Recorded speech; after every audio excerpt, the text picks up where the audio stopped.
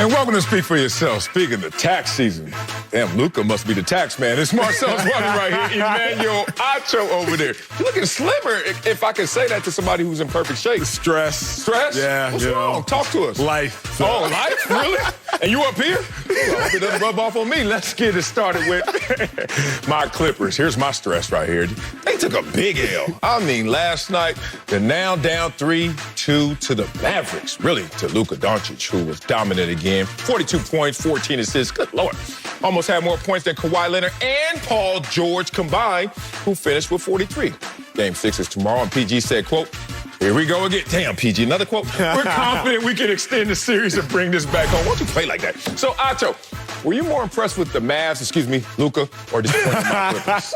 One dude out there. I like what you did there, Sel. I was vastly more impressed with the Mavs because the Mavs really, they locked in. Like, everything for me at this point in time, right, I watch a lot of basketball games, but there's one team I watch nonstop, the Lakers. Right. And but you're from Dallas and the Mavs are playing. Okay, I'm listening. I watched throughout the course of the season nonstop the Lakers. Okay. And what I realized for the Lakers in their Game 5 was that the players who didn't show up in Game 4 also did not show up in Game 5. So now I'm watching the Mavericks last night, and I'm like, Luka didn't show up in Game 4, but it wasn't just Luka who didn't show up in Game 4. No. It was Hardaway Jr., it was Vinny Smith, it was KP. All them cats didn't show up in Game 4. So how are they going to show up in Game 5?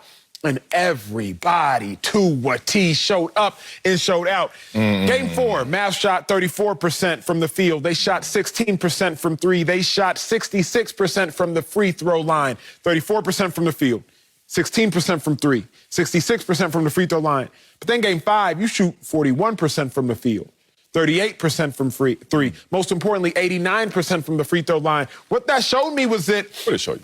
Effort, attention, everything changed. When you talk about fast break points, outscored 17-5 in Game 4. Fast break points, it was only 8-6 in Game 5. When you talk about rebounding, got out-rebounded, I think it was 53-41 in Game 4.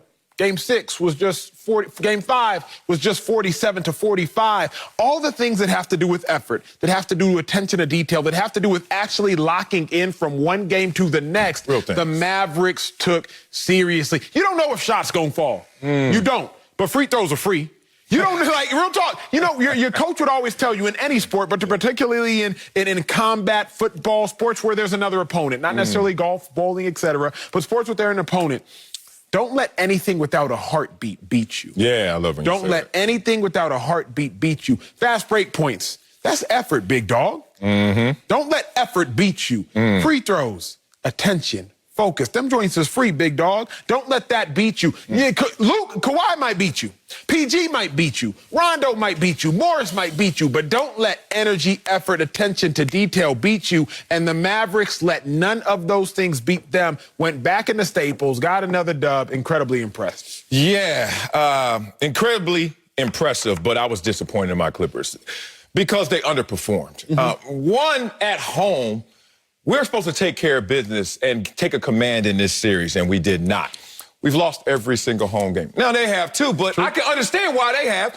They're a young team trying to find their way, and we're supposed to be led by this dynamic duo that already knows the way, just have come up short in years past, but this is our year. Is it our year? Because the road team has won every single game. Why am I disappointed in the Clippers? Because the Clippers had 5 players in double figures. Mavs only had 2. Luka and Tim Hardaway Jr.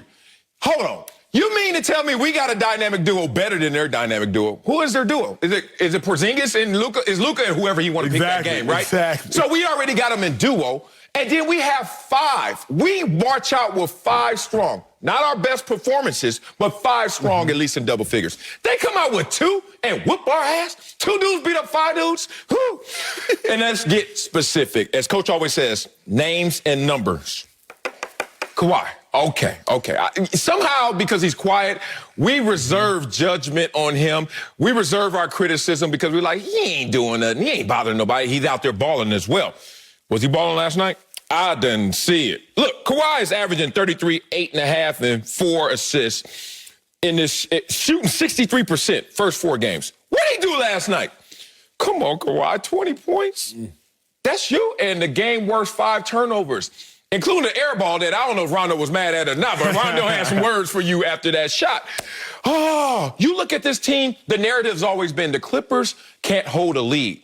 How about we now have dug a ditch to the point where the Clippers can't even get a lead to let go of that same lead? We can't even take command of a series. The only hope I have is that we're going to go back to Dallas, where they haven't won in Dallas yet. And the hardest game to win is a closeout game. Correct. So a young team at home that hasn't won at home now has to do the impossible damn near, which is close out against a team that's better than them. To your point, though, doing the impossible seems very possible when you have Luka. And that's why I go back to being impressed, because you said 2 beat up 5, and in theory you're right, but it's really because 1 beat up the big 2. Like Luka scored 43 points, so Luka scored 42 points. 42. When you got Kawhi, he only gave you 20. Yeah. And PG gave you 23. Luka single-handedly is neutralizing y'all's big 2 by his own self. One game. One game. But over the course of all 3 games, the Staples, Luka's averaging 37, 11, and 8. Damn. So even if you want to talk about the 3 games, Luka is bringing it in and night out, besides that 1 game in Dallas where he really had to deal with that shoulder, neck sprain, whatever he got going on. Yeah. So it's so impressive to me, because you look at, when you talk about what's impressive, you got to talk context. Well, what's the alternative, right? What could the Mavericks have gone out there and done otherwise? And that's when I look at context around the course of the league. I'm like, yo, you could have laid an egg, Hardaway Jr. Schroeder did. He got offered an $84 million deal, so he's a talented player who laid an egg. You could have laid an egg, Vinny Smith. Caruso did. You could have laid an egg, KP. Kuzma did. But then you talk about the last 2 big shots in the game, who hit them. First, Hardaway Jr. went splash, then KP went splash from 3. Mavs take a 10-point lead with about 2 minutes or a little less than 2 minutes left to go at 101-91. And I was like, your role players played their role. The reason I co-sign you on being disappointed is, if I were to tell you, or you were to tell Kawhi, hey, big dog, your other 4 starters that step on the court with you are going to combine for 69 points, you would be like, oh, we good. We Gucci. We good. If you tell me that the rest of the Clippers starting 4 is going to give you 69, what you got, Kawhi, you'd be like, oh, it's a dub, bruh. Kawhi probably going to give me 30 to 40. Just between those 5 starters, we're going to have 100 points. We good. Kawhi, you got 69 points from everybody else.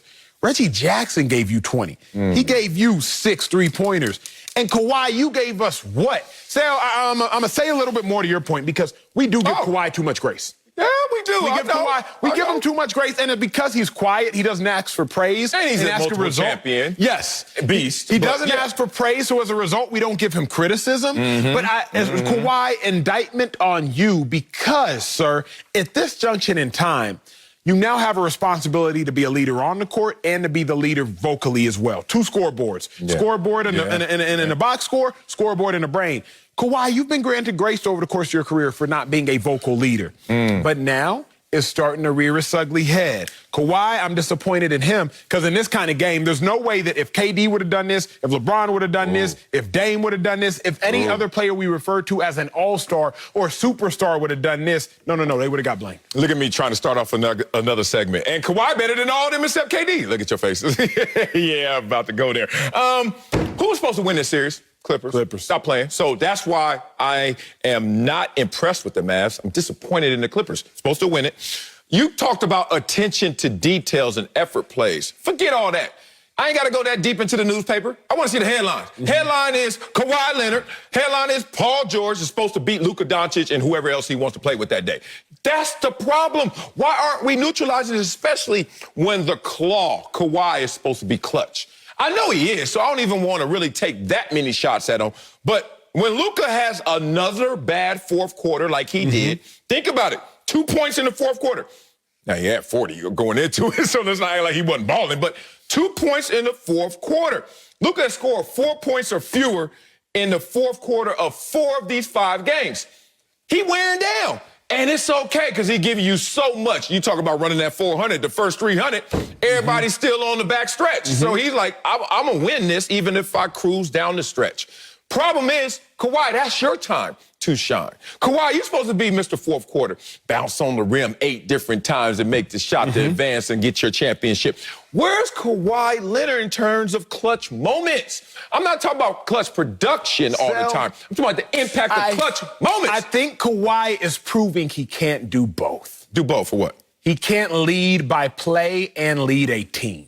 I'm thinking, like, nobody said it because we all like Kawhi, and Kawhi plays great on offense, plays great on defense. We started to make the comparisons to Jordan. But I think Kawhi has proven to us over the last 2 years he can't do both. In the Spurs, when he won his first finals MVP, he didn't have to lead the team. Yeah, you had Tony Parker, you had Manu Ginobili, you had Tim Duncan, you had Pop, you had 3 future Hall of Famers you're playing with and a future Hall of Fame coach. Then you go to Toronto. Now let's hear this one. You didn't have to lead the team. What? You had Kyle Lowry, who had been there. Now, Kyle Lowry ain't won jack. but he's still a $100 million guy who's a leader in the locker room, right? So, like, he's still a beast. He's still a multiple-time All-Star, and he's a leader in the locker room. So, Kawhi, you just had to show up and play ball. Oh, good but now you get to the Clippers, and now you can't just show up and play ball. You got to show up and play ball, but you also have to lead the team. I think Kawhi is proving that he cannot do both. That is very disappointing. It's an indictment on Kawhi's superstardom. Now, you can all say, well, we know that about Kawhi. It's not Kawhi's fault until it is. You went to the Clippers to win a chip at all costs. Figure out how to do it. LeBron James has been put in a situation at all costs. With AD, without AD, figure out how to do it. With Kyrie, without Kyrie, figure out how to do it. K-Love gets hurt without K-Love, figure out how to do it. Kawhi, if you want to be put in that same breath of superstar, you got to prove that you can do both. Lead on the court and galvanize the troops. But I think the biggest indictment, the biggest disappointment of this whole series is Kawhi proving, Sal, he can't do both. Man, that is a astounding take right there. I don't even want to echo it. I don't want to hear it again either. I'm not going to watch the YouTube re-air of this. I'm not doing any of that because I'm trying to push back, but I'm starting to realize that maybe that's it. My only pause is maybe we're a little redundant in terms of our leadership style and our production. Okay. Because everyone keeps saying how we're supposed to be this lockdown defensive team and clamping. You got PG, you got Kawhi. Oh, my God, who's better to lock down people at the positions? Then you start to say, well, did we need all of that? Did we need all that bass? Where the treble at? You know what I'm saying? Like balance this sound out, balance this expression out. And I'm looking at us in clutch moments. I see 20, I see 23 yesterday's game. That's not their averages, but close enough. But you're still supposed to win that game. They're down 20-some seconds to go. You blink, all of a sudden it's a 5-point game. There's nothing but free throws, which means basically the game is over. We didn't have a clutch moment in that time. Like Nicholas Batum coming down the lane, trying to hit the layup. I'm not going to blame him. It should have been in Kawhi's hand, but then it was in Kawhi's hand. Airball. And we get an air ball out of that.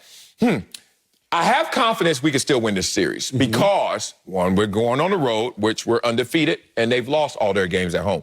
Also, this is a young team we're facing. So will more than Luka Doncic show up in that moment? Now, Luka's going to be there. I have no doubts anymore. Sorry, Luka, if I ever doubted you with your low-fat calves. Like, you know, because you know me as an athlete. If I see low-fat calves, I'm doubting you, brother. But he going to play this way for 20, 30 years. Luka Doncic is not playing the athletic first base card. That card is deep in his deck. And don't think he ain't got it, but he like, dog, I am playing calculus out here. Right. I am out here. It's amazing. Genius. It's amazing.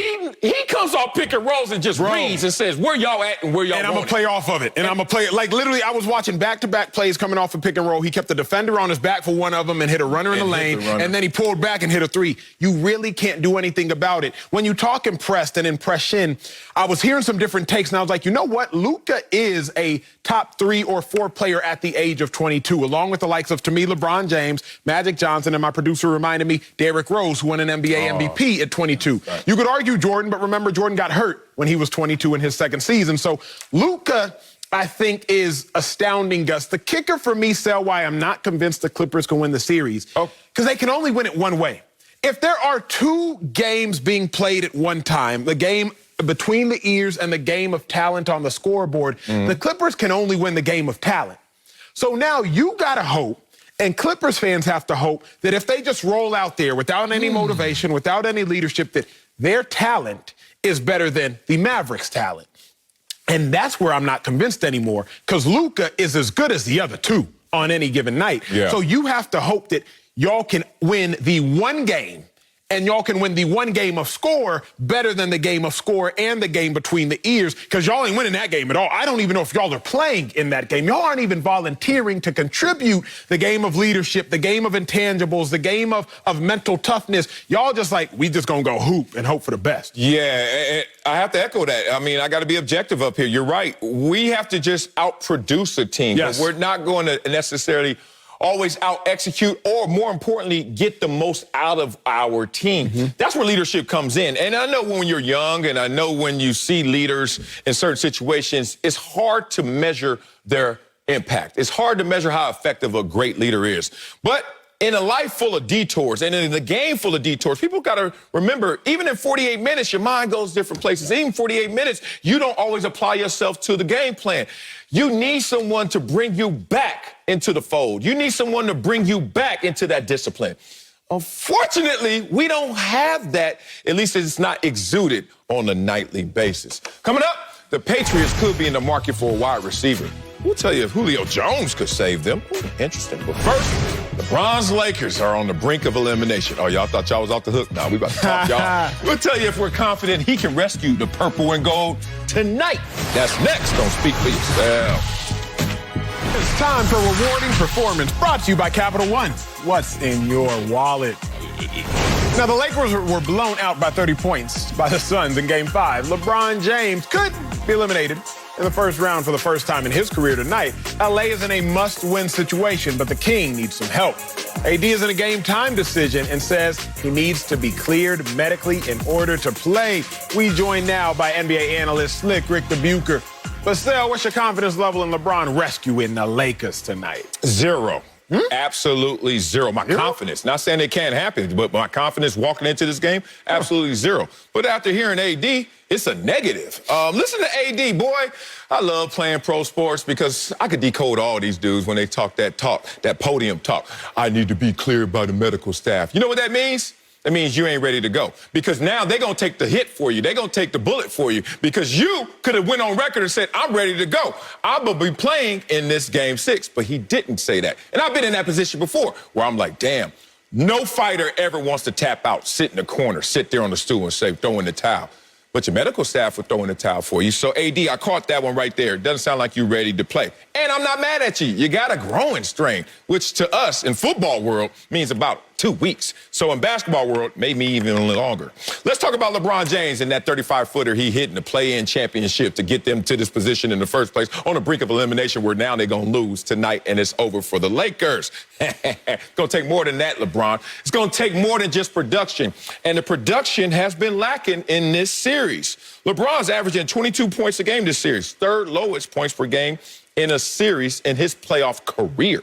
Think that's bad? How about the fact that the Lakers are 0-3 when LeBron leads this team in scoring? Think that's bad? How about the fact that LeBron James is not even going out there and going downhill like normal? No free throw attempts. First time that happened in the game in 8 years we saw last time we saw the Lakers play. Acho. All those little things, the attention to details. I'm paying attention to the details as I analyze this Lakers bunch. So my confidence level is zero.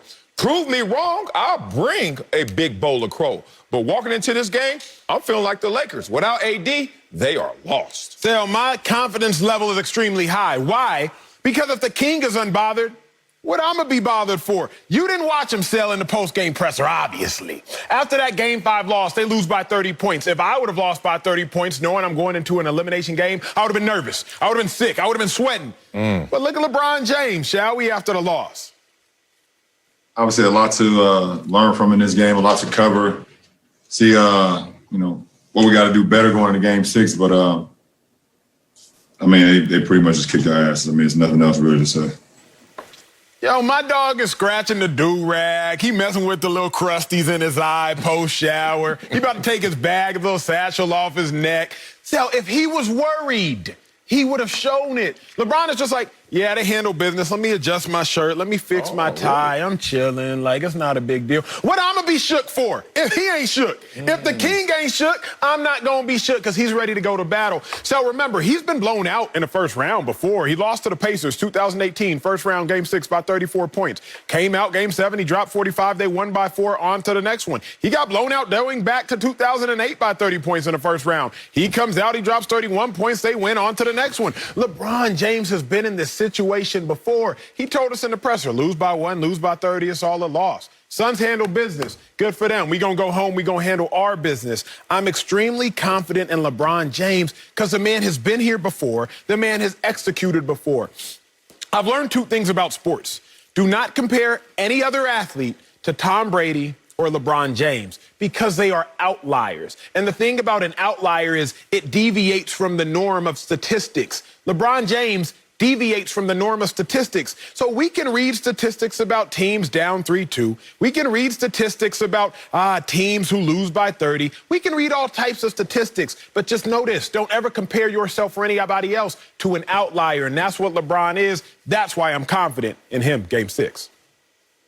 All right, this is not where I was going to go first, but Acho, you have led me there because we're now going to body language you, and you may not know it, but I am an emeritus when it comes to BLU. Yes. There is a difference between being nervous or anxious, and then there's resignation. There's understanding. There's nothing to get nervous about because there's nothing that I can do about this situation. I seem to recall, Marcellus, I seem to recall Acho singing this same song going into game 5, if I'm not mistaken. How could we ever dare question the king going into a meaningful game?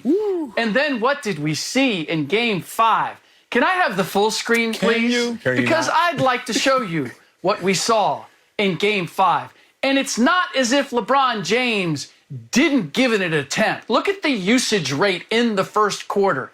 He was involved in practically everything. Just for reference, Luka Doncic led the regular season in usage rate, averaging 36%. So this is above and beyond that, and it's well beyond what LeBron James did in the regular season, which was 31%. It's the percentage of plays that a guy is involved in. So LeBron James is involved in practically everything, and yet they were still down by 8 in the first quarter. And then we go to the second quarter, and LeBron has to dial back just a little bit because he's 36 years old. And what happens? There's a 22-point differential in the second, or 20-point differential in the second quarter. Acho, you're simply asking him to do too much. If we're saying no AD, no Kentavious Caldwell-Pope, who did play 15 minutes but clearly is not right, he can't fix the offense well enough to compensate for what you are missing defensively. And he finished the game with 24.7 assists, but the worst plus-minus on the team with a -24, largely because LeBron James was giving you nothing at the defensive end. To think that he's going to give you more than he gave you in Game 5 at both ends of the floor, if AD and KCP are not there, is simply too much to ask. No matter what LeBron James has done in the past, no matter what kind of outlier he is, it's not an equation that works. Slick, here's the equation that you have to understand.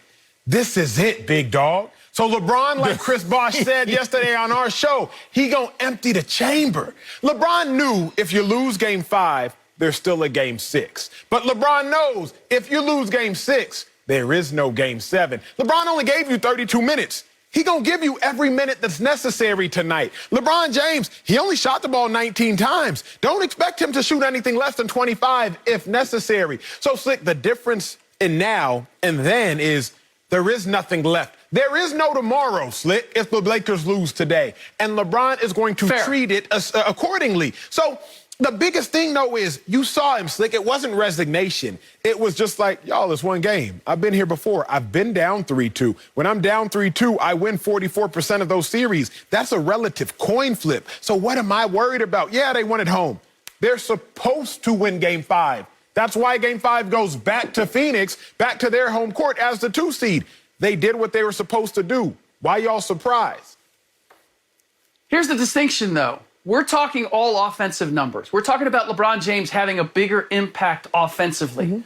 What have the Lakers hung their hat on all year long? It's being the #1 defense. Even with LeBron doing what he's done, even with AD, even with KCP, they were still only the 24th ranked offense in the league, but they were #1 defensively. Last I checked, they were 12th or 13th among playoff teams defensively, and that was with AD. That was with KCP.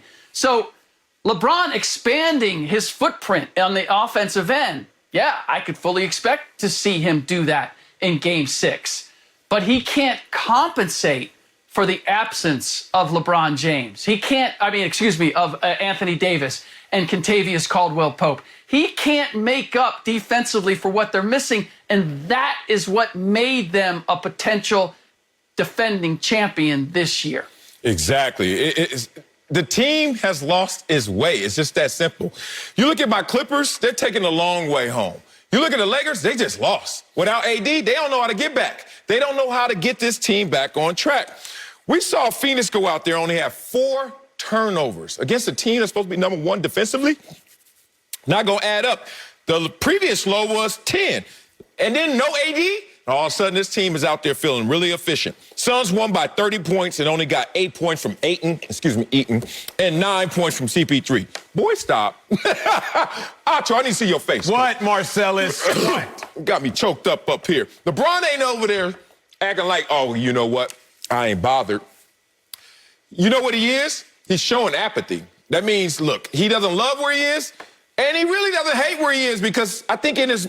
He's chilling. Look at all these nervous reactions. Stay still. You know why he can't stay still? Because he know he about to move to Cancun on 3. He about to take it off. Look, I'm being real about this situation right here. If you look at a team that only gets 8 points from DeAndre Ayton and 9 from CP3, and they run you off the floor by 30, what the hell do you think's going to happen? LeBron can't do that much. It's not going to happen. Look, the last time LeBron James lost a playoff series before the finals, 2010 to the Celtics. The last time LeBron James lost in the playoffs was what? To the Warriors? Come on, y'all. That's a Warriors team that had 4 Hall of Famers on the roster. Y'all talking about the Suns. Can we not rush to eliminate LeBron James? Sal, you grew up in the church. You a church-knowing man. You remember the story, all the disciples, they was in the boat and everybody freaking out, and they look at Jesus and he sleep. And they like, how you sleep? Why ain't you freaking out like we freaking out? He woke up, he just said, peace, be still. And all the winds and the waves, they calm. Everybody freaking out. You freaking out, Slick freaking out, Schroeder probably freaking out, AD probably nervous, Vogel nervous, but LeBron just looking like, hey, y'all. Did I just hear that, LeBron Jesus? LeBron just looking like, hey, y'all, be still. LeBron ain't Jesus one. LeBron lived longer than Jesus did. Jesus only lived 33, LeBron 36. If Jesus is still here, he'll tell LeBron, boy, you doing too much. You too damn old to be out there still trying to play. Faith without action is death. Oh, I hear you, Sal. And I don't see the action. Not only that, but I like those apostles. I'm liking Jesus' apostles a hell of a lot more than I'm liking the one that LeBron has with the Lakers right now. Hell nah. Well, look, Booker gonna be Booker out there. We know you just cancel that out. Like, you're gonna get 30 probably in this. But no other starter had more than 13. Bridges, think about this. They beat them by not even beating them the way that they're supposed to beat them. And then the Lakers supposed to be this defensive team, right? And the Suns, okay, only shooting 33%. And they're 1 game away from winning it all. So even the way if you want to pump up the Lakers defense, it's not good enough. If you want to call it like it really is, that the defense is going to let you down and no AD, you're going to lack that offensive production. This is the reality, brother. I'm sorry. You ain't going to walk on water anymore, King James. All that's in the past, brother. Time to drizzle.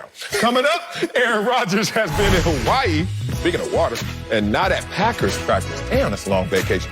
Tell you who's winning the Rodgers-Packers standoff. Next, speak for yourself. Tonight, pro football continues with the Spring League on FS1. Catch the Conquerors and the Alphas. You know, battle for a chance in the championship. Our hidden action kicks off tonight at 7 Eastern on FS1 and the Fox Sports app. Head to Green Bay, y'all. Well, reports say the Packers are, quote, dug in on not trading Aaron Rodgers. Reigning MVP has been vacationing in Hawaii and was not at Green Bay's OTAs. Mandatory minicamp starts next week. And Matt LaFleur said, we'll see come Tuesday if Rodgers reports. He added, quote, you guys all know how we feel about it. So, Acho, who's winning the standoff, Aaron Rodgers or the Packers? A-Rod is, Sel, because A-Rod is currently vacationing while the Packers are at work. That's the first reason he's winning. Then long-term, A-Rod is winning because he's chilling while they worrying. Now, just because you win a short-term standoff does not mean you will win a long-term standoff. I like. You went to a wedding this weekend, right? Did I? Yeah, my dog fell swag surfing. Hilarious video. Look at his social medias. If you was at the wedding this weekend and your wife didn't want to go, I wouldn't have been. So say you had to go because you knew the groom, right? Yeah, that's my family. Yeah. In the interim, she went in a standoff because she chilling. Say she wanted to go to a girls' night, whatever, so she didn't want to go. She's winning in the interim. You're also sitting there answering all the questions. Well, Marcel's, where's Anne-Marie? Oh, my gosh, where's Anne-Marie? Where's your wife? Oh, Marital problems. Marital problems. Right? Like, yeah. She winning in an interim because you sitting there answering questions while she doing what she want to do. What's going on right now in Green Bay? Matt LaFleur. Oh, we want Aaron Rodgers back in the worst way. Yes, Jordan Love has looked really good. Brian Gutekunst.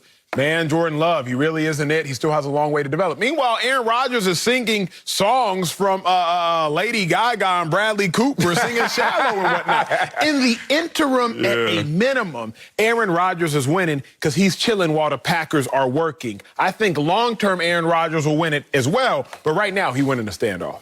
Boy, that was a good take, boy. I didn't think you had anything for this one. I was like, what? You can sell water to a well the way you talk. Used car salesman sound itself. Man, you know Aaron Rodgers losing this thing right now. Aaron Rodgers, but look, this is what you need to do. Keep up with the fake smoke. Keep up with the, I see you at the flagpole. I see you at the flagpole. And then everybody looking around like, man, it's fourth period. It ain't even noon yet. Yeah, keep talking that talk. Because we know 3 o'clock gonna come. He gonna show up? He ain't gonna show up to the flagpole. He don't want this fight. He gonna show up to OTAs, mini camp, and real training camp to be a Green Bay Packer. What time of season is this right now? Off season. Aaron Rodgers, without even having any issues with the Packers, could easily been in a situation where, like, I'm not coming to mini camp this year. Correct. Tom Brady used to miss mini camp all the time, miss OTAs all the time. It wasn't really reported until they knew that him and Belichick had beef. But Tom Brady like, look, man, I got family. I can't be doing all this. So it's funny, the posturing. Aaron Rodgers doesn't have anything to stand on. There are rules. If you want to play football again, you have to play football for us. If not, retire. Well, you know why I know he doesn't want to retire? Because he keeps talking about it. If you done, you done. You ever been in a relationship and you were done? You ain't even responding. She ain't even getting the 3 bubbles again. That text ain't coming. No, whatever you say, whatever, I'm done. He's not.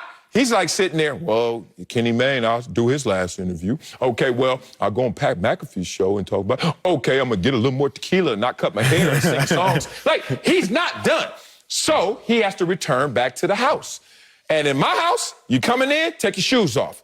Green Bay basically said, you playing for us? These are the rules. Oh, you don't want to? Stay outside then. Street lights ain't on yet, but we know when them lights come back on, when it's September, whatever the song is, I can't say that. We gonna see Aaron Rodgers in some green and gold. But Sal, we've all been in unique situations like this where you know you're winning because the other people are saying too much and they're very apologetic. You know, we've all been here and we all relish in the moment. You get into an argument and the other person, I'm sorry, I didn't mean to, I'm sorry, I didn't mean it. I'm sorry, okay, I'll make it up to you, I'm sorry, I promise you it'll be better next time. Now look, I'm sorry. You, in that moment, you looking at your phone and you like, yeah, I got him right. I got it. They sorry, they apologizing, they miss me, they want me back. Who knows how it's gonna end? Yeah. But at least in that moment, you looking like, yeah, I got him. Rodgers is winning right now. What did LaFleur say? Man, we want Aaron Rodgers in the worst way. That's desperation talk. So right now, when you really talk about the standoff, Rodgers has them right where he wants them because he has them desperate. Packers, oh my God, Aaron Rodgers, please come back, please come back. Furthermore, everybody loses as long as Rodgers doesn't show up because the leadership is not in the building. OTAs, a lot of the Packers have not yet reported. But assuming Rodgers misses minicamp, Jordan Love, go ahead, throw the ball to Devontae Adams. Hand the ball to running back number 33, Aaron Jones. Go ahead, throw the ball to MVS, Valdez Scantling. Go ahead, throw the ball to Adam Lazard. but that's not who's really going to throw you the ball based upon what LaFleur wants. So all those reps y'all just took for nothing. And practice don't make perfect. Perfect practice makes perfect. Perfect practice is if quarterback one, Aaron Rodgers, is in there. So Aaron Rodgers is winning because they're going to be wasting minicamp reps as long as they taking them without Rodgers. Oh, we about to beef right now because you just said quarterback one. You almost went QB1, and you know that's the worst term in the world. We come across the table at your ass. Is there a thin line between love and hate? Is it more than the song? Is it real in real life? Have you learned that? Because I have. How many times, look, especially going through breakups, and they say in any relationship, when it ends, you spent half that time breaking up. And so there's a thin line. I've been this guy before. Tell me if you've been this guy before. Okay, we're going to try this again. I'm going to say some nice glowing things about you. I'm going to make you feel so good.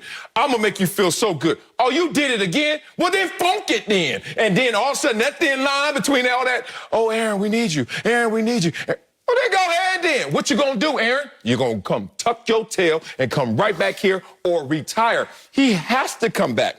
There's no option other than staying in Hawaii forever and moving out there. Is he going to do that? No. So when they're beefing, learn the difference. And I had to learn this because that monster came out of me between a winning ticket and a wolf ticket. Because I've seen people before. I'm the one. I'm the one. It's almost like, and this is a serious subject a little bit, but let's get there.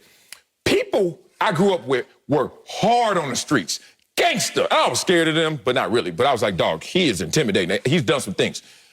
All of them cry when they're in front of that judge. Like, they, on the streets, winning tickets. What? I wish you would. In front of the judge, and he's sitting about to hit that gavel. We ain't hitting the gavel yet. It ain't September. So right now, Aaron on the block. He over there banging on the Packers. Oh, yeah, y'all need me, huh? Yeah, give me my money. We'll see in September when the judge says, show up, Aaron. I like where you went there because that's real and experience is expertise. Come on. But you got to remember, it's two things. Number one, Aaron Rodgers can afford bail because he got Jeopardy. That's the first things first. Aaron Rodgers, first of all, he doesn't have Jeopardy. He has a tryout with Jeopardy. I saw your name on the list, too. I'm at the bottom. I'm hoping. Oh, at a minimum, then, even if he doesn't have Jeopardy, what he has is $200+ million in his bank account, not counting the other companies that he owns and the endorsement deals that he has. So he's sitting on that, but he's also sitting on this. Yes, Aaron Rodgers, compared to Aaron Rodgers, will take a bigger loss than the Packers. If Aaron Rodgers doesn't play, he'll lose $22 million. Yes. But if Aaron Rodgers doesn't play, Packers not going to the playoffs, more than likely. Packers jersey sales going down. Packers not winning playoff games, thus they're not hosting multiple playoff games. So the Packers aren't losing all of their money like Aaron Rodgers would be. But they taking a big hit now. In the game of chicken, you are right. The Packers would win because they can afford the hit. That's this. But rich people like to stay rich, and they like to stay just as rich as they were. Particularly, the more money you get, the more you care about that money. So don't think for a second that Packers and Packers management don't understand without Aaron Rodgers, we too take a hit. Okay, with Aaron Rodgers, are they winning? Yes. Have they? Super Bowl? No. Which all right. So without Aaron But they're Rodgers, hosting what? Two home games of playoff season? Yeah, well, last year they did. Yeah, the NFC Championship game. Finally, they're at home, but most of the time they're not. So it's just, I hate to make it like almost a zero-sum game, but that's what happens when you beef with someone instead of having an intelligent conversation that may be passionate, but it can come to a mutual agreement. The way that they're trying to get to this mutual agreement is one is said, I put my guns down, but don't think that's a sign of weakness. And that's what happens so many times in this world. When you say pleasantries, when you say the nice things, when you're the one who apologizes first, most people would take you as the weaker of the two. When in reality, nah, I still got this tucked. But guess what? I don't want to go to that place. You do? Do you know what I would do to you if you want to really have that type of battle? Seriously, is he going to retire? Does this look like a guy who's going to retire? He just won an MVP. He just was voted the best player in football last year. And he's going to retire? So let's take that off the table. Now, you're going to force our hand to do what? You're going to make me hurt myself to help you? The way that you're coming about this? Well, we know. Did it work for Deshaun? So does it work for anybody? What do we know about prideful people? They will, what do they say? You cut your nose to spite your face. Yeah. I think Aaron Rodgers is at the point where he might. Like, we know about prideful people. They will hurt themselves just to make sure they hurt you too. Aaron Rodgers is at a point where he's like, maybe I will retire because he does not want to go back to Green Bay. He said it at least privately. You really think after all this, he can just tuck his tail and walk back into Lambeau Field and play as if nothing happened? That makes him look like a punk, at least internally. Internally, he will internalize that to himself. Okay. He'll at least internalize that as, man, that's a punk move. I can't do that. It's the same reason you bring up why Dame Lillard, you said yesterday, he's not playing anywhere besides Portland. Yeah. Because Dame Lillard has built his brand upon being a loyalist. Giannis won't play anywhere besides Milwaukee, at least as it stands now, because Giannis has built his brand upon not playing on super teams. He's called out super teams. So even at the own detriment of their careers, they're going to do something. Aaron Rodgers, I truly believe at the own detriment of his career, he would retire before playing for the Packers, because that's just where he now is internally based on what we know. But see, that to me is just so see-through. It's thinly veiled. I will retire. That means not play the child game that I'm playing at the age of 37 ever again, unless I could play it again in a different uniform. One, the reception of that team has to be like, you okay? You just told someone that you don't want to play the game ever again unless you could play it again in a different uniform. The grass is not that much greener. Matter of fact, I know there's only 2 places, and they don't want him, that the grass is greener than in Green Bay. So where's he going with that? Acho, you want to do something, entertainment, and Fox is looking at you like, bruh, you got a Fox deal. Work with Marcellus. I know he ain't that good, but work with him. And you sit there like, I won't do anything else on camera and TV ever again unless you let me go do that over there. You don't think that sounds sensible? It does. It sounds idiotic unless you're heavily invested, like we've talked about off camera. If you heavily invested in stocks, heavily invested in real estate, and you're doing it because you want to do it, not because you need to do it, then all of a sudden you could be like, you know what, Fox? I'm good. I'm going to go to the stock market. I'm going to go trade. I'm going to go into real estate. I'm going to go do X, Y, and Z. If Aaron Rodgers does have other opportunities, he could say, I'm good. Yes, he would love to play for the Packers. Yeah. Yes, I would love to be on camera. But in the event he has other opportunities, Sal, that's the caveat. That's the real caveat that we all got to figure out. Yeah, but I know he don't want to be a punk. I know he doesn't want to look like a punk. I don't think you are a punk when you don't want to fight anymore. I actually applaud people. The people who fight all the time, I'm like, they're stupid. Like, y'all gonna be either homies later or y'all gonna be mad y'all fought later. True. So I know you don't want to be a punk, but punks jump up to get beat down. You know what I'm saying? That's an old song right there. And this sounds like an old Too Short song, too. It's my last album. He said that in '94. He got one coming out next week. Coming up, Julio Jones might be on the move, but could he save the Patriots? We'll answer that next. Speak for yourself. He's just trying to get out of his record contract. You're watching Speak for Yourself. Marcellus Wiley, Emmanuel Acho. Let the ball bounce. Let's go to Atlanta, where Julio Jones could be leaving the ATL, and several teams have been rumored to land the 7-time Pro Bowler. NBC Sports Boston says he could be a fit in New England since the money they spend at quarterback this offseason gives them the leeway to splurge on Jones. Now remember, there was a recent report that Jones wants to play with Cam Newton. So, Acho, could Julio Jones save the Patriots? No, Sal, and I don't even think he would come close to saving the Patriots. A couple doubts we all have to wonder. Number one is, Julio, how healthy are you and how much do you still have left in the tank as far as domination? You're going to be 32 years of age this year. I bring that up for this reason. If we go to the full screen. Since he entered the league, first in reception yards, second in receptions, tied for 8th in touchdowns.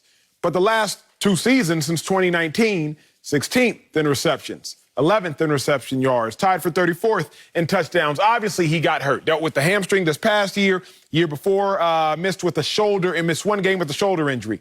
You're not calling it a decline because maybe it's an outlier. Plus, he was so incredibly great that you can't really call it a decline unless you can. Remember, I bring up Peyton Manning 2 years before he retired. Yeah. He had 55 touchdown passes. He was going crazy. Then the next year, he only had like 38. Only? I mean, come on. Because 38 in comparison to 55 is a relative huge drop-off. Then the next year, he only had 9 or 8, 12, whatever the case may be. Now, we freaked out when we saw he only had single digits. Like, oh, my God, the decline is here. Yeah. But what if the decline was from 55 to 38? Stop it. What if it was? I talk about Julio. He had 1,700 yards in 2018. Then 2019, he still had 1,300 yards. But then last year, he had 700 yards. Now, I could have just been an outlier. Obviously, it could have just been an outlier. But what if that was actually the beginning of the decline? It's not like he's getting any younger. He's going on year 10 or year 11 or year 12 in the National Football League, so he's already up there as far as how much mileage he's put on his body. So the first question, Sel, is Julio still the same dude, beast, monster, animal, first ballot Hall of Famer that he made himself out to be in his first 8-9 years of play? Yes, I answered that. Yes, he still is, damn it. He's descending from the heavens. Now, since he's going to come as an angel, we don't need him to save the Patriots because the Patriots going to be good without him. But they could be great with him. Oh, yes. The nerve of you to talk Peyton Manning slander? No, not on this show. KD slander? No, not on this show. Julio Jones is not in decline. Julio Jones has been in a situation that has been in decline, the Atlanta Falcons. He's been in a situation with some turnover and them not materializing all of their weapons, but he's not in decline. Let's go back to 2015. And let's talk about when he had 1871 in yards. And everybody was like, damn. Then the next year you come back with 1409. Acho, when he's doing his show, is going to sit there and say, I don't know, is this the next decline? Next year, another 14. So then you're like, oh, we in decline for real. Acho's show, Emmy nominated. I know he over there leading with Julio Jones decline statements. Then the next year he hits you with almost 1,700. Then you're like, oh, what had happened was. Then he goes to 1,400. Like, point being, he playing receiver. It's a dependent position. Yes, sir. You know that, right? Sir. And that's why they're called divas, because they're sitting out there frustrated. Is Matt Ryan in decline? And if he is, well, then Julio Jones, your number's going to certainly either roller coaster or decline. But him in New England, presence alone. Sometimes, and we are defenders, so we know this, sometimes half of our scheme and game plan is just based on the fact just chasing ghosts. Coach is like, he's there. If he's there, we got to pay attention to him. Even if Julio never catches a pass, if Julio just is sitting there like this and Cam Newton's there and all these new additions and weapons are on the field and the Patriots, the bad news Bears Patriots of last year, that still won 7 games, that close to winning 11 games. Bill Belichick coached his butt off. Cam Newton throwing the ball backwards, according to Acho on that Emmy-nominated show in 2015 and last year. Throwing it backwards, still 21 touchdowns, only 10 interceptions. This team was supposed to be left for dead, and they showed signs of life. Well, Julio Jones just sitting there flagged on the out at X, there's a problem. It's going to be a great problem for the Patriots. You're on to something, and I'm going to highlight that point just because we don't always get to tell stories, but this is a unique one. One of the smartest things in football that a coach I've ever seen do was when Chip Kelly in the preseason, he wouldn't kick field goals, extra points after a touchdown. He would go for 2 in the most obscure ways. He would have 10 offensive linemen out wide, have the 9 offensive linemen out wide. He'd snap it. He'd run some random obscure play. And he did it in the preseason because now in the regular season, the opposing team spent countless hours preparing for something he was never actually going to do in a game. You bring up a great point about having Julio. Just by having Julio out there, even if he's not the same dude, defense has to prepare for something that they may never see in the game. That's huge. But now we got to fix our attention to Cam Newton. Don't do that. I love how you said it. You've gotten so good at lying that I almost believed it, Sel. You said, Cam Newton had 21 touchdowns and only 10 interceptions. 21 total. You didn't add total. I just did. Had this been a book, you would have had to put total in parentheses, in which case we would have been able to read and understand the lie. He had 21 total touchdowns. What did Cam Newton do passing the ball? Oh, you want to do this? 8 passing touchdowns. Did he have Julio? Now, okay. Since 2016, y'all, Cam Newton, 3rd worst completion percentage. Since 2016, Cam Newton, 3rd worst passer rating. Since 2016, Cam Newton, 3rd worst passing touchdown to interception ratio. Remember, I love Cam Newton. I love that man you're seeing on your screen. Not me. Can't tell. I love the swagger. I love everything he stands for. I love the way he plays the game, how he plays the game. I just don't love his statistical output as of late.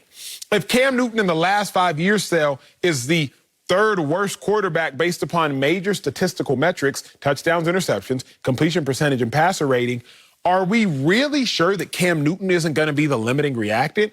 Yes, Julio will make anybody better, but brother, 3rd worst statistical. This ain't got nothing to do with me, Cam. Got to do with these stats. 3rd worst statistical quarterback, sir? I'm not sure Julio could help that. Wow, you don't think he can help that? First of all, I hate when you go all the way back and you only want to go back there for some negativity. And you go back there. He throwing it to Greg Olsen. What Greg Olsen doing right now? Greg Olsen the beast. He was. Now he commentating. You know why? Because Greg Olsen knew it was time to go.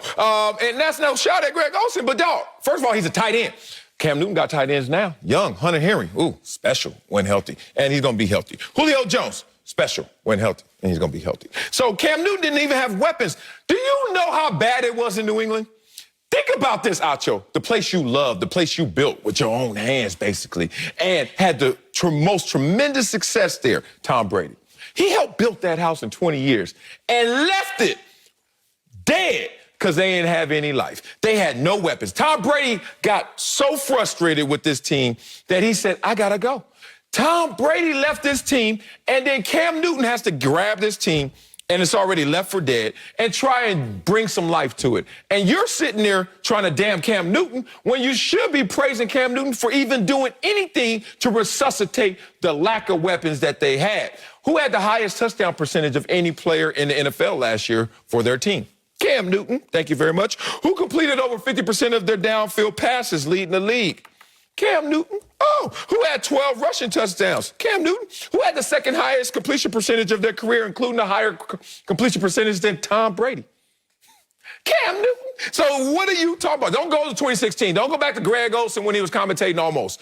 Go back to right now and Julio Jones potentially be on this roster and how that will look. First off, Greg Olsen gave you like 3,000-yard seasons with Beast by himself. They were limited in weapons out there. Don't do that. The real question is this, though. The real issue I have trying to process what you're saying is this.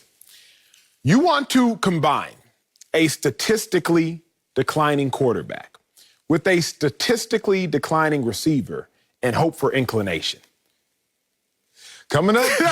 Like, that's what, just make sure we all understand, America, what Marcellus wants to do. You want to add a statistically declining receiver and a statistically declining quarterback. You realize that makes a valley, not a peak. That's the issue at hand. You do realize that Tom Brady heard that as well. You know that Tom Brady was statistically declining. But his receivers were on the incline. Yeah, and then they went on the decline, and he went on the incline, and they still won, and it was all fine. So get out my face with all this stuff. It can all change.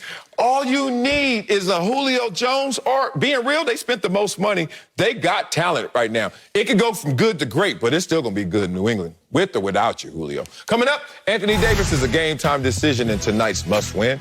We'll tell you how much faith the Lakers should have in AD. That's next on Speak for Yourself. Boy, that's a sentence right there. The Lakers are in a must-win situation tonight in Game 6 against the Suns, but Anthony Davis is not a lock to play. AD has missed 37 games this year, including the playoffs. It'll be a game-time decision and said he has to be medically cleared. Take a listen to the Lakers' big man. It's tough, especially last night, watching the game and, not being able to help the team on the floor. It's the toughest part, knowing that I couldn't contribute. I'm still waiting to get medically cleared. With the groin, like I said, I'm doing everything, treatments around the clock. I don't know. I mean, hopefully, all the rehab and treatment that I'm doing, pays off, and the doctors clear me to go tomorrow. That's what we want.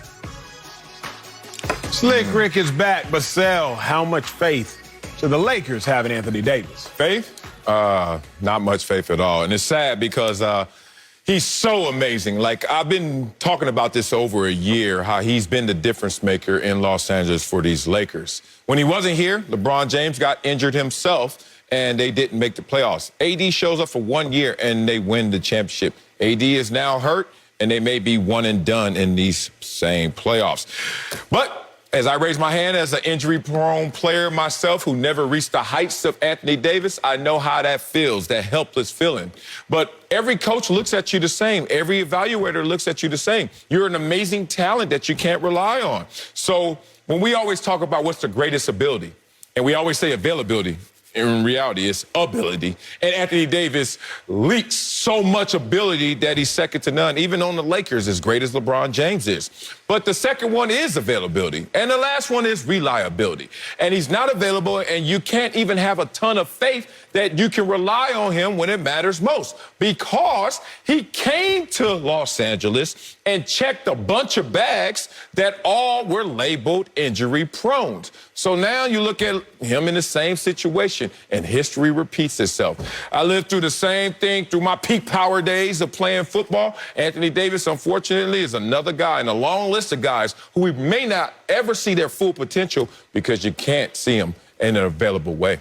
Yeah, I'm with you, Sel. I don't think the Lakers can count on AD. That's short term, that is long term. The first thing I think of is this.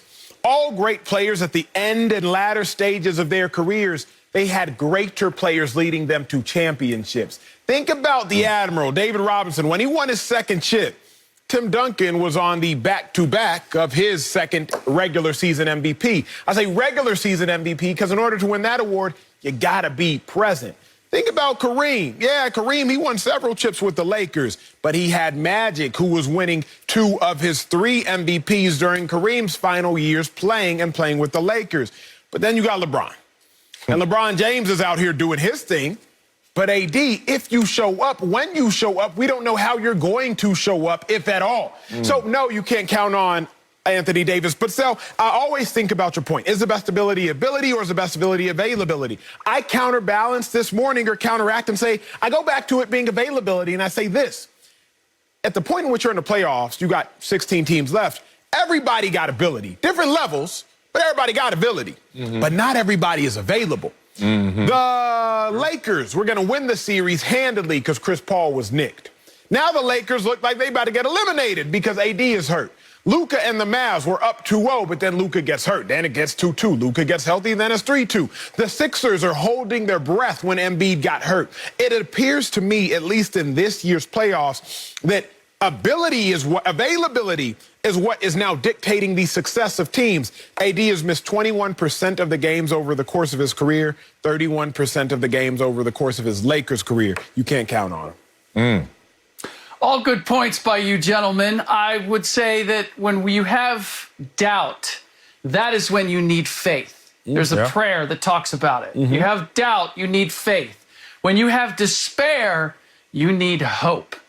Down 3-2, the conditions that the Lakers find themselves under, we're not in doubt here, gentlemen. We are in despair. And the hope is that you could get Anthony Davis back on the floor and Kentavious Caldwell-Pope. And yes, I will continue saying that second name because I believe he is as important to what the Lakers have been this year, particularly defensively, as any of the other complementary pieces. But here's the reality. I've seen, both short-term, Anthony Davis, I've never seen him play well injured. Generally, if he's injured coming in, he's unable to finish the game. At least recent history has demonstrated that. He is an energy player at both ends of the floor. It's not a playing by design that gets him by. It's a matter of his athleticism, certainly his skills, but his ability as a big to run the floor, to hit the boards, to be able to put the ball on the floor. All of that is going to be compromised by his current injury. But in the big picture, I also have concern because I've seen Anthony Davis without LeBron James for 7 seasons in New Orleans, produced 2 playoff appearances. And just for comparison's sake, Kevin Garnett, his first 7 seasons in Minnesota, also didn't have a whole lot around him. And yet he got them to the playoffs 6 out of those 7 years. So if the Lakers are looking at potentially building around Anthony Davis, a guy who on his own couldn't lead you to the playoffs on a consistent basis, just to the playoffs, just to the postseason, I'm not talking about winning series, just simply getting there, then I don't like that bet. And as you guys have mentioned, 9 seasons, only twice has he played more than 70 games in any of those seasons. That's simply not something that I can have faith in terms of building my team around, whether it's in Game 6 or in the long term. Man, you said so much there. You took us to church. You took me to some other topics that we have to address on the show. Who's better, Anthony Davis or Kevin Garnett? That's an interesting one right there. I don't want to have any KG slander, but interesting. I was a late bloomer, and I'm only going to draw one parallel with Anthony Davis. I know he was a late bloomer, like in terms of one day he shot up like 9 inches in the summer and became from a point guard all of a sudden to a forward center in terms of stature. And I wonder, I was injury prone like a mug.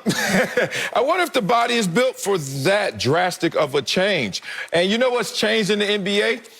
The fact that having a duo, that ain't gonna be enough right now. And you gotta have the others come with that duo. And if you look at the Lakers and you keep bringing up KCP, who dropped a donut last game as a starter, and I wanna keep bringing up Dennis Schroeder, who dropped a donut last game.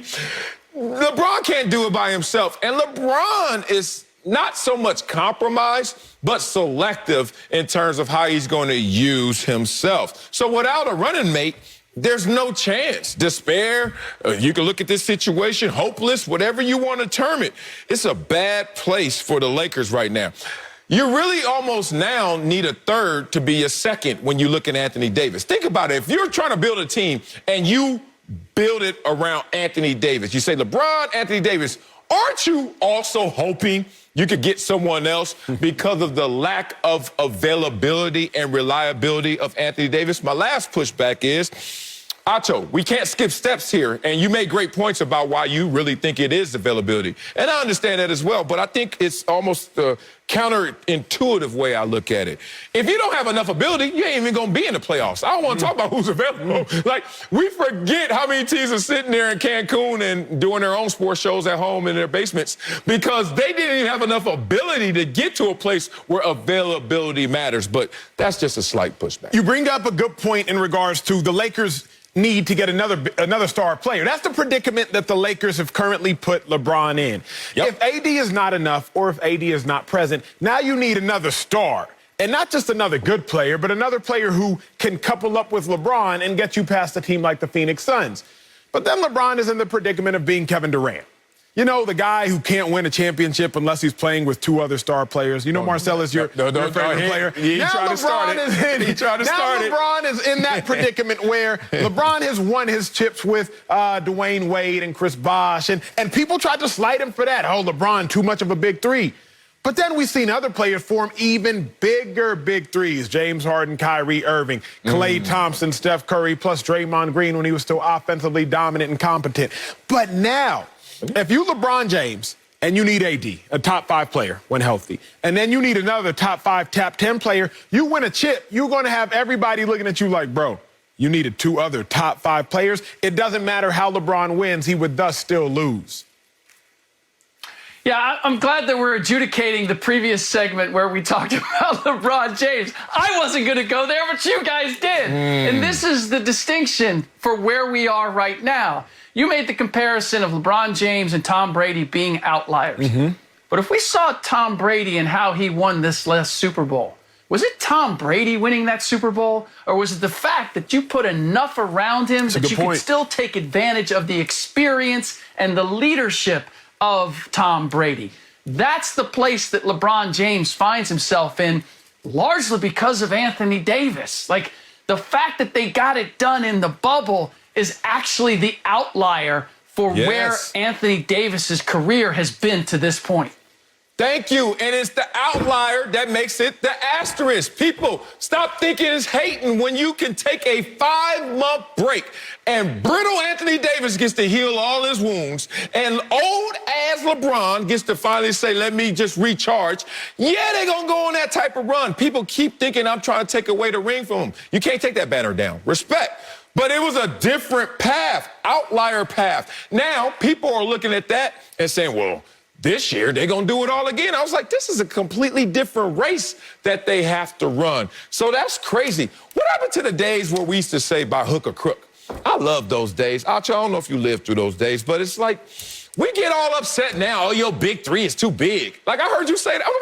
What the hell? That's like if I got a company and people's like, oh, you got an investment from Andreessen and Horowitz. Oh, they too good in VC. Like, I don't give a damn how it happens. If it happens, it happens. Do you know that general managers in the 60s and the 70s and the 80s and even the 90s were loading up teams with 6, 7, 8, 9 Hall of Famers deep and didn't give a damn how it looked? It's crazy that now we care so much about it when I look at the situation because it shouldn't even matter. Should I go to break? Yeah? Go to break. Speaking of this game, Suns-Lakers Game 6 is featured on the free-to-play Fox Bet Super 6 app. Download the app and answer 6 questions about tonight's game for your shot to win $1,000. Coming up, Packers start mandatory minicamp next week. We'll tell you if Aaron Rodgers should report and leave Hawaii. That's next. Speak for yourself.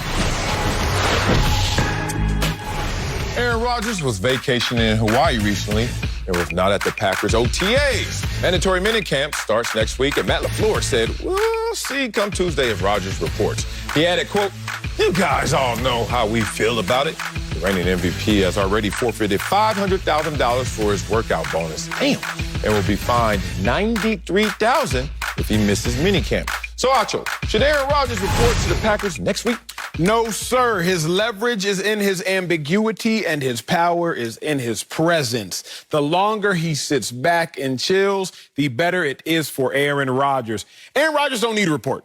Running the same offense, throwing to the same receiver, handing the ball to the same running back. The major change for Aaron Rodgers is his center now being the center for your team, the LA Chargers. Yes, all-pro center. But who does need Aaron Rodgers is the Packers, but more than the Packers, everyone there. Mandatory minicamp, everybody showing up. Right now, OTAs, most of the Packers star players aren't even there. But mandatory minicamp, everybody will officially be at practice. And if Aaron Rodgers isn't there, all those practice reps are at least a little, but potentially a lot being diminished because that's not actually the guy who they want to be there. So all those routes you're running that are predicated based upon timing, all the play action pass game and all the route concepts that you need based upon your communication nonverbal with your quarterback, it's all for naught.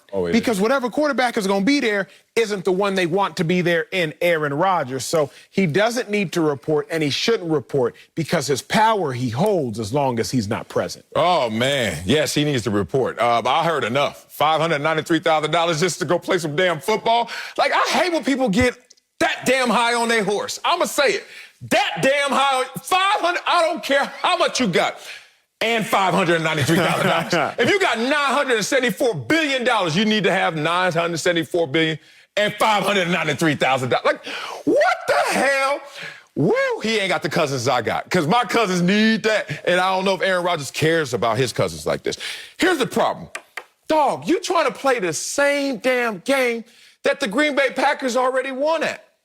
Ask Brett Favre. Woo, you forgot? You were there. When you got drafted, Brett Favre had his worst year, like 4-12. He was just horrible. And then all of a sudden, Brett Favre said, I still got game. I'm okay. You know, a little blip. And then Brett Favre started playing them games. I'm retiring. No, I'm coming back. It's on my terms. I don't know. Make me happy. Feed me grapes. Bring my wine. And then finally, they were like, hey, bro, them checks still cashing. But you ain't trying to bring us the same type of respect and love. And then when Brett Favre finally came to his senses one time and tried to come back, you know what they said? No thanks. Because wants can turn into needs as needs can turn into wants. And people got to understand how close they can become. So right now, it seems, like you said, the ambiguity, that he's going to act like he doesn't need the Green Bay Packers. Just wants them. I just want to play, but I don't want to play with y'all. Okay, we're going to see what you need in September. It's June now, so it's no more May Madness, right? It's June now. What goes with June? What do you always say when you say I'm ignorant in your native tongue? How you call it? Egypt. Egypt, yeah. This is June. That's what he is. Watch in September what this sucker gonna be. Back on the Green Bay Packers roster. He's wasting. We gonna see. We wasting too many opportunities, and we doing it for ego. It's just senseless. Greg, where you at? There you go. Fox NFL analyst. I'm mad right now. Well, I ain't got to get you fired up on Aaron Rodgers. I know that. But, GJ, should Aaron Rodgers report to the Packers next week? And don't hold any punches. I'm not going to hold any punches. Absolutely, he should report. He should report. He already has the leverage. Him reporting is not going to diminish or to hand over any type of leverage that he already has.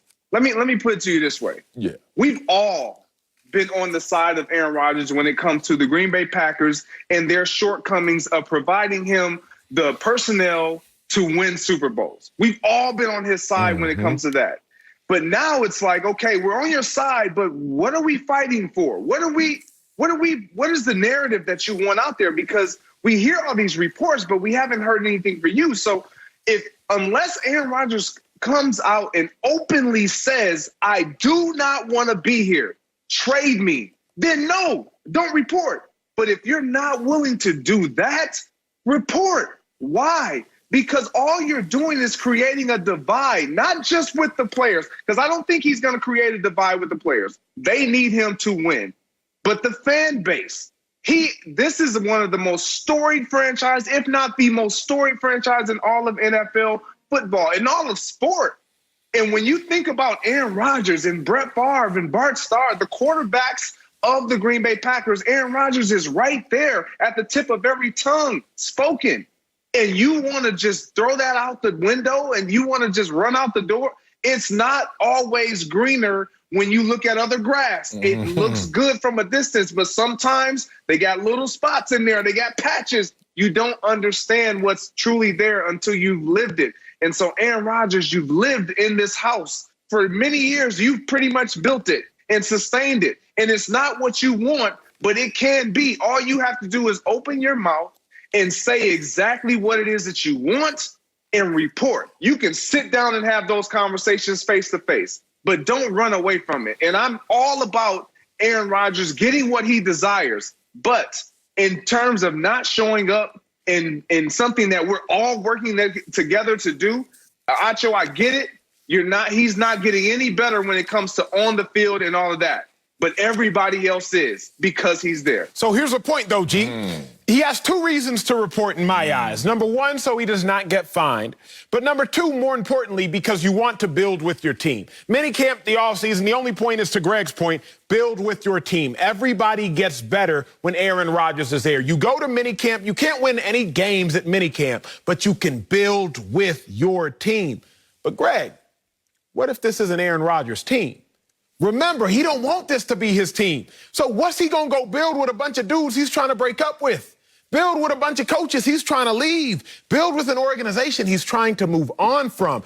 Aaron Rodgers does not gain by reporting. I understand why you would say that as a fan, as a former player, etc. But if you're Aaron Rodgers, I don't care about the fine, and I don't care to build with a group of guys that I'm not trying to throw passes to in the fall. I don't care to run plays that I'm not trying to run in the fall. I don't care to be at a facility that I'm not trying to be in the fall.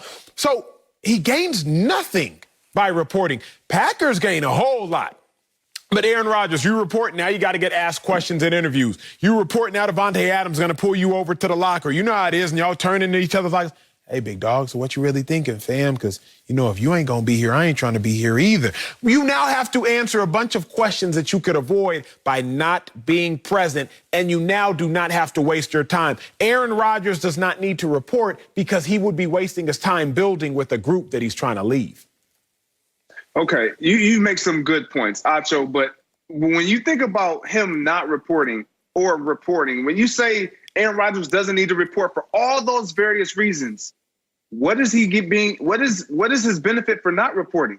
He hasn't come out and said exactly why. When we think about the Houston Rockets and James Harden, the reason why he wasn't showing up is because we all knew from his mouth, I don't want to be here. I don't want no parts. I don't care who you bring in here, John Wall, DeMarcus Cousins. I don't want to be here, period. It doesn't matter. That's all Aaron Rodgers has to do. And then he will get his wish granted, because ultimately they're not going to want to trade him. The Houston Rockets didn't want to get rid of James Harden, but they had to, because he was becoming a problem. He was becoming a huge distraction. That would be Aaron Rodgers. And if he really wants out, if he really wants to play hardball, you got to get dirty. And that's the only way he's going to get out of there, if he truly does not see that this is his team. But I believe he does want to be there, and he will be there. So just come to minicamp, partner. Man, say it. He in his feelings, man. Because you just said it right there, Greg. You got to get dirty if you really want something. And this is why I never fight. Because I don't want nothing. I'm good. Like, if somebody on the other side may want something, he stepped on my shoe. I was like, I got other shoes. Like, oh, no, you a punk. Yeah, you're right. Anything else? Like, I'm not getting dirty. I like my life. I like my peace. But if I know I want something, I'm ready to go to war. And I ain't going to hold nothing back. So don't take it for a weakness. But Aaron Rodgers, you telling on yourself, at least where I'm from, because you ain't trying to get dirty. You trying to be a good guy into everybody in terms of perception, but still want something. You're going to have to get dirty for it. So I hate when people want something and then they want to, like, bring down the house in the effort to get it. So, Aaron Rodgers, why didn't y'all have this quiet conversation? Whatever. We ain't there. Okay. We passed that point. Okay. The egos are out, so it's hard to put them back in. I understand that. But this is one thing I want to nail them down and understand. Because I know for me, I retired on my own volition. My own decision. I'm done. Greg, did you retire by your own decision? Did you say, all right, enough's enough? I did. Okay. Acho, did you retire by saying enough's enough? I got retired and I chose retirement. I was 20. I could have hung and scratched and clawed, but life was greener elsewhere. Okay, and I knew that answer. So, look, that's the point. And add all three of us up, plus someone, Aaron Rodgers is more than that. He's a future Hall of Famer. And guess what they don't do? Let someone else make their decision to retire. You're trying to tell me that Aaron Rodgers is trying to let the narrative go, either I retire or I play elsewhere. What that looks like on the flip is if Green Bay says no deal, you don't let them retire you? Boy, ain't nobody believing that. Take your butt to mandatory minicamp and help your teammates out even though you already know the playbook. Silly. Coming up, Justin Fields is in Chicago, but Andy Dalton says his mindset as the starter has not changed. Okay, we'll tell you if we're buying that next on Speak for Yourself. We don't let them retire him. Let's head to Chicago. Andy Dalton said he signed with the Bears to be the starter. Head coach Matt Nagy says Dalton is the starter, but they traded up to pick Justin Fields, which has put question marks on who will lead the huddle. Now, Dalton says he's not fazed about the addition of Fields. Take a listen. I knew the situation I was going into, regardless if they drafted somebody or they didn't. I was on a one-year deal, and I was going to be the starter. So my mindset didn't have to change. I already knew that I'm going to do everything I can to be the best player I can for this team and to help us win a lot of football games. Whatever happens after this year happens, but my mindset didn't change just because they drafted Justin. Sel, I hope your answer is as confident as Andy Dalton right there. Boy, stop lying, Andy. Are you buying that Andy Dalton's mindset hasn't changed? Andy ain't buying it, so why should I buy it? Hell nah. Since it got a price tag on it, don't mean I got to pay for that. Andy knows what he's been sold is a bill of goods. And it's sad, and I hate to be the bearer of bad news, but Andy knows this. He's a veteran. Ain't no damn way Andy Dalton is the man out there in Chicago. And his mindset didn't change. Oh, really? So when you realize that you are not who you thought you were, your mindset's the same?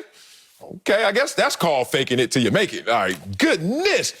This is why I know he's lying, or he's delusional. And I hope he's delusional, not lying. You ever been in a situation where you were the fringe starter? You work your way up, or hey, you work your way down. Like, you may not be starting if you don't keep this up. And it's so funny, Coach be like, once, bring it up. And he'll be like, first team. Why they talk like this all the time? That's where them girls get that from coaches. So they go like this. He's like, first team, bring it up. And then he'd be like, hey, Justin, come here. Well, what Justin doing here? He ain't first team, but he want him to hear that. You already know these moments. Andy, when Justin right here, it ain't just to hear everything that you saying. It's to replace your butt. And I hate to see this happen when Andy looks like he's getting blindsided. But Andy, open your eyes.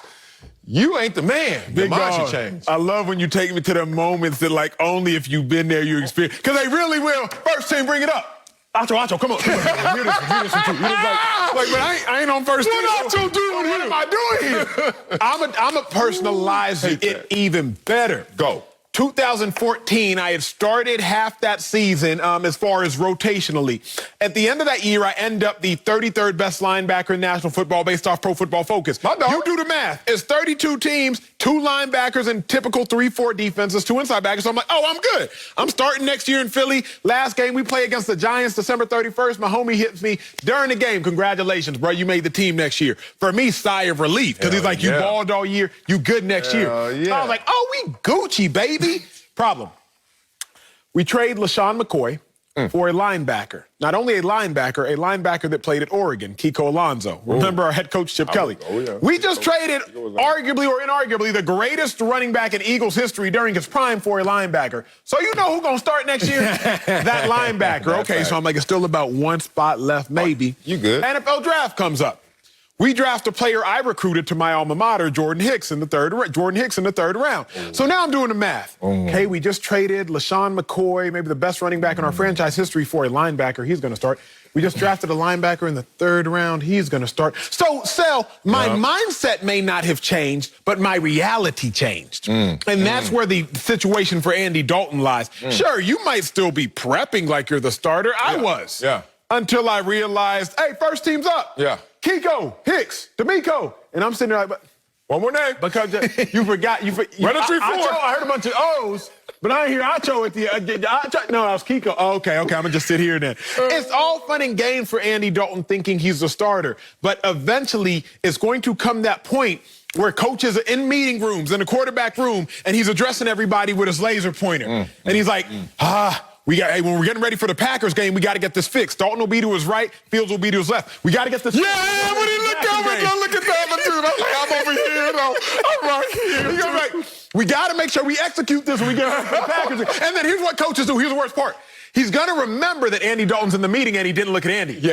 We got to get this fixed when we're getting ready for the Packers game. You get that, Andy? And like, that's when Andy Dalton's going to realize, hey, big dog, you're not the starter. No. You've been there. That's why he's laughing, y'all. I've been there on both sides. I've been there on both sides when I'm like trying to climb up and I'm like, dog, why coach keep looking at me? I know why, but ooh, there's going to be some tension. And then all of a sudden, you the man and you kind of slipping away. My Dallas kind of Jacksonville years. I'm like, hey, bro, over here, you start doing that, trying to land airplanes. Andy, stop lying. Stop lying, dog. Okay, it doesn't change your preparation. I will give him that. It doesn't, It doesn't change your mindset to a degree. The kernel, the nucleus of your mindset stays the same. But the cytoplasm and all that other outer stuff is true. You know why it got to change? Because I dare somebody, and this has never happened in the NFL locker room, to walk around like he the man, the starter, when he ain't. Because we going to put you in your place. I know backup going to be telling me the same thing that a starter could. Put it like this. It could be as small as the lunchroom where you're sitting. You ain't got no seat no more, bro. Or it could be as like you walking around here. Come on, everybody, bring it in. Andy bringing us in? Like, I've been the guy on the outside. Why Andy bringing us in? Like, Justin just walked by. We good. So here's the thing. You got to know who you are. And in the pecking order of things, it's almost like survival of the fittest. Darwinism. It's the wild. Bruh, the food chain, if you ain't at the top, ain't nobody trying to be listening to you and scared of you. So Andy Dalton, the same Andy Dalton that was 25th in passer rating last year and 31st in yards with a 4-5 record, you ain't the one. Justin Fields is going to win that job, and it's going to be that simple. And Coach with the laser, he going to tell him. He going to show him. Coming up, Coach K is hanging it up after a legendary career next season. We'll tell you which current sports figure will be the hardest to replace, like Coach K. Next, speak for yourself. Boy, that was story time. Let's head to huge news in college basketball. Coach K announced he's retiring after next season. Legendary Duke coach won 5 national titles, made 12 trips to the Final Four, and currently has the most wins ever by a college basketball coach.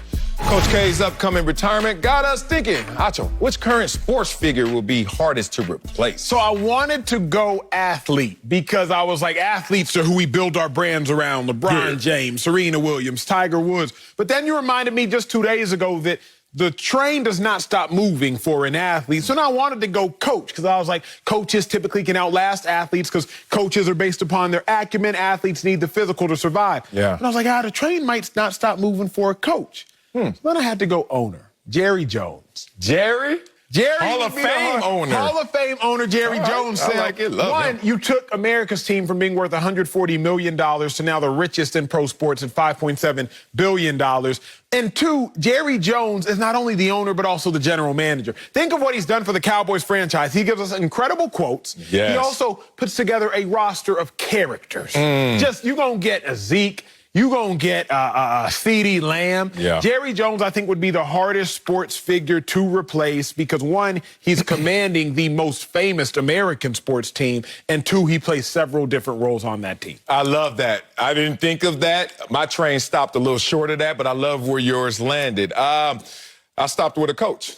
I went with Bill Belichick. And look, I love me some Jerry Jones because Jerry Jones loved me. 5 point. I remember that check you gave me. One day gave me a check, and he gave me a pen. The only owner that I ever signed with gave me a gift on top of the money. I was like, no, the money good enough. I don't need a pen. It was like a $5,000 pen, too. Where it at? Somewhere in storage. Here's the thing, like my performance was that year. Here's the thing about Bill Belichick, though.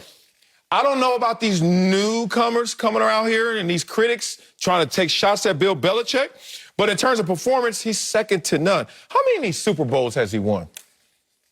7?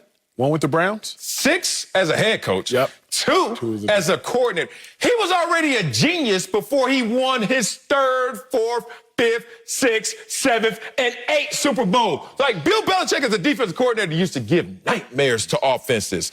But he takes a shot here or there. Let's talk about him in comparison to everybody else, because it's not just his performance, it's his persona. We'll get into his persona. But is John Gruden a good coach? Okay. Mike Tomlin? Sean Payton, John Harbaugh, Andy Reid, Bruce Arians, add them all up. Belichick still got more than them. Oh, let's add some more in there. Mike McCarthy, Pete Carroll. Add all those guys' rings up, and Belichick said, that's it? Y'all ain't even passed me yet, and I just named you 8 great coaches. Bill Belichick sons them, not only in performance, but persona. But when you talk about replacing, don't you have to talk about personality? You said Let's persona, go. but you got to talk personality. Let's go. Bill Belichick hasn't really said one memorable thing. Like Really? he hasn't really said at post-game pressers. Like, there's nothing you can go back and think to besides, like, we're preparing for them next week. What? We're preparing for them next week. We're preparing for them next. But when you think about Jerry Jones, Sal, I mean, every week is something What you different. got? Whether Jerry Jones is beef with Jimmy Johnson, whether Jerry Jones is promotion of Dak Prescott over Tony Romo, whether, like, when you think about Jerry Jones, you instantly think about the Cowboys. I don't think the Cowboys are the Cowboys without Jerry Jones. That's why, to me, you're talking bigger organization. But to me, all right, persona, personality, saying nothing is saying something. Saying nothing is saying everything. He walks up to the podium. He did it so well that Popovich tried to steal it. Like, on to next week. Like, I don't give a damn what you want to know. He has the mumbling, which is, I don't care what y'all, if y'all can understand it, oh, well. He has the hoodie. Everybody was suited and booted. He cut up a shirt and said, I'll coach this way. He got the control, the mind control over his old organization. He does everything, and nothing gets out. Unless it's one of those gates. But those gates will be closed under Jerry Jones. Nah, Bill Belichick, that's the one, the top dog. Coming up, will the Suns eliminate LeBron's Lakers tonight? Yep, we'll answer that next on Speak for Yourself. Tonight, pro football continues with the Spring League on FS1. Catch the Conquerors and the Alpha battle for a chance in the championship. The hard-hitting action kicks off tonight at 7 Eastern on FS1 and the Fox Sports app. Now, the Lakers are in a must-win situation tonight at home against the Suns. Anthony Davis, a game-time decision, and LeBron James could be eliminated for the first time in the first round in his career. So, Sel, will the Suns eliminate LeBron's Lakers tonight? It's a wrap. Yep, the sun gonna set on y'all Lakers. That's right. LeBron gonna have all that extra time. I won't go to Cancun. He's going to work on Space Jam 2 DVD extras on Crenshaw, selling them, slanging them at the car wash over there. I used to get a lot of them there anyway. Yeah, it's over. I ain't got nothing to say. No stats, nothing. No AD, no chance.